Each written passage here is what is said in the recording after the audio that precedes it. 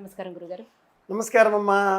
గురువుగారు, భక్తి మార్గంలో దేవతా విగ్రహాలను వెండి, బంగారు, లోహాల్లో కొలుచుకుంటూ ఉంటారు కదా. ఇలా చేస్తే ధనం రాదు అంటారు. ఇది నిజమే అంటారా? నిజమే.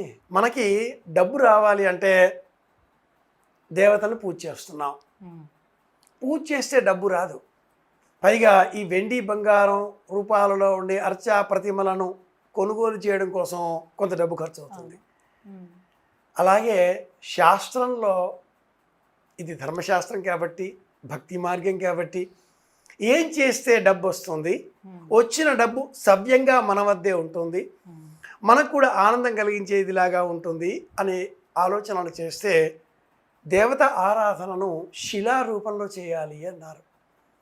శివలింగాన్ని నర్మద బాణంతో పోలుస్తూ నర్మదా నదిలో లభించినటువంటి రాయి, ఆ శబ్దం అనకూడదు కానీ లింగం అంటున్నాం కాబట్టి అలా లింగ రూపంలో అర్చించాలి.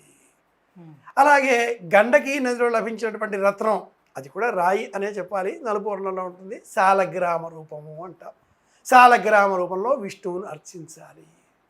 అది షోణా నది ఉత్తరప్రదేశ్లో ఉంది. షోణా నదిలో లభించేటటువంటి ఎరుపు రంగులో ఉండేటటువంటి రత్నం రాయి. ఆ ఎరుపు రంగులో ఉండే రత్నంతో గణపతిని పూజించి అర్చించాలి. స్ఫటికం తెల్లగా ఉండే క్రిస్టల్ అంటాంగా, ఆ క్రిస్టల్ రూపంలో ఉండేటటువంటి రత్న రూపంలో సూర్య భగవానుడిని ఆరాధించాలి. మెగ్నీషియం, జింక్, మైకా, అభ్రకం అనే లోహ రూపం దొరుకుతుందే, అభ్రకం ప్రధానం. ఆ అభ్రకం రూపంలో దుర్గాదేవిని పూజిస్తే డబ్బు లభిస్తుంది. పంచాయతన విధానంలో శం నా ర గ ప అని ఒక సూత్రం ఉంది. శంకరుడు, శ్రీమన్నారాయణమూర్తి, గణపతి, రవి అంటే సూర్యనారాయణమూర్తి, దుర్గ లేక పార్వతి, ఈ శక్తి రూపాన్ని ఐదింటిని కలిపి పూజించాలి. మధ్యలో శివుడు, శివ పంచాయతనం. శివుడికి ప్రతీకాత్మకంగా నర్మద బాణం రాయి. అలాగే శ్రీమన్నారాయణమూర్తి ఈశాన్య దిగ్భాగంలో ప్రతీక గండకీ నదిలో లభించేటటువంటి రత్నం. ఆగ్నేయ దిగ్భాగంలో సూర్యుడు ప్రతీక స్ఫటికం. నైరుతి దిగ్భాగంలో గణపతిని పూజించాలి, ప్రతీక షోణా నది, ఎరుపు రంగు రాయి అన్నట్టు. అమ్మాయి సందర్భం వచ్చింది కాబట్టి చెప్తున్నాను. మహారాష్ట్ర సంప్రదాయంలో, మహారాష్ట్ర స్టేట్ మొత్తం మీరు చూసినట్లయితే గణపతి విగ్రహాలు ఎరుపు రంగు రాయిలో కనిపిస్తాయి మనకి. అష్టవిధ వినాయకులు ఉన్నాయి చూసావు, అన్నీ ఎరుపు రంగులోనే. నిజానికి తెలంగాణలో కానీ, ఆంధ్రలో కానీ, ఇతర భారతదేశంలోని ఇతర రాష్ట్రాల్లో కానీ ఆంజనేయ స్వామి వారి రూపం ఎరుపు వర్ణంలో ఉంటుంది, సింధూరం పూస్తాం కాబట్టి. కానీ గణపతిని ఇలా ఎరుపు వర్ణంతో పూజించడం డబ్బు అన్న విషయంలో గమనించవచ్చు. ఏ రూపంలో వెండి, బంగారం ఈ రూపాలలో ప్రతిమలను పూజించాలి అంటే శాస్త్రం పూర్వకాలంలో మడి సంప్రదాయం ఇలాంటి సందర్భాలలో అంగీకరించలేదు. వృద్ధులు, మహిళలు, చేతకాని వాళ్ళు, ఆతురులు, ఔషధ సేవనంలో అంటే మెడిసిన్స్ వేసుకుంటూ మంచం పైన ఉండేటటువంటి వాళ్ళు, ఇలాంటి వాళ్ళు వెండి లోహంతో చేసిన ప్రతిమకి మడి లేదు, నీళ్లు పోయొచ్చు, బొట్టు పెట్టేయచ్చు, రామకృష్ణ అనుకోవచ్చు. అలాంటి సందర్భాలలో వెండి ప్రతిమలు, రాగి ప్రతిమలు, బంగారం ప్రతిమలు వీటిని యాక్సెప్ట్ చేశాయి, అంగీకరించాయి. కానీ శాస్త్రబద్ధంగా అయితే మట్టుకు రత్నాల రూపంలో, రాళ్ళు అన్న పదం వాడొచ్చునో వాడకూడదో బాగుండదేమో కానీ రాళ్ల రూపంలోనే అని ఖచ్చితంగా చెప్పుకోవాలి. ఈ పంచరత్నాలని ఇంట్లో పెట్టుకొని మనం పూజ నిరభ్యంతరంగా వాటికే పూజ చేయాలి. నిజానికి ప్రతిమ విగ్రహారాధన నిగ్రహం కోసమే. ఓ విగ్రహం పెట్టాం అంటే నిగ్రహం కోసమే. అటైనింగ్ ద కాన్సన్ట్రేషన్ అంటాం. అంతటా ఉండే శక్తిని ఆనో భద్రా క్రతవో ఓ ఎంతో విశ్వతః let noble thoughts come to us from all the winds అని మనకు జ్యోతిర్వేదం అలాగే ఋగ్వేదం చెప్పే మంత్రం ఇది. అంతటా ఉండే పరమాత్మ తత్వాన్ని ఇలా అక్షంతల విషయం అంతటా పూజ చేయలేం కదా. అందుకని ఒక చోట కాన్సన్ట్రేట్ చెయ్యాలి. అలా చేయడం కోసం శాస్త్రం మనకు ఇలా రత్న రూపాలనే సూచించింది. అయితే సందర్భంగా వచ్చింది కాబట్టి అమ్మాయి కొంచెం ఎలాబొరేట్ అనుకోకపోతే దేవీ భాగవతంలో అష్టవిధ ప్రతిమల రూపాలు ఉన్నాయి, 8 రకాలు. అదేమిటి అంటే శైలి రత్న రూపం ఇదే మొదటిది. దారుమయి చెక్క రూపంలో కూడా ప్రతిమ. ఉడిపి కృష్ణుడు చెక్క రూపం కదా, ఉదాహరణగా చెప్పుకోవాలి అంటే. అలాగే అర్క గణపతి, శ్వేతార్క గణపతి, తెల్ల చెక్కతో చేసే వినాయకుని పూజ చేస్తాం కదా, గురువారం పుష్యమే చెక్క. లోహి లోహంతో చేయబడ్డవి. ఇలా ఇందాక చెప్పినట్టుగా వెండి బంగారం. లేప్య లేఖ్యా చ సైకతి మనోమయి మణిమయి ప్రతిమ అష్టవిధా స్మృత.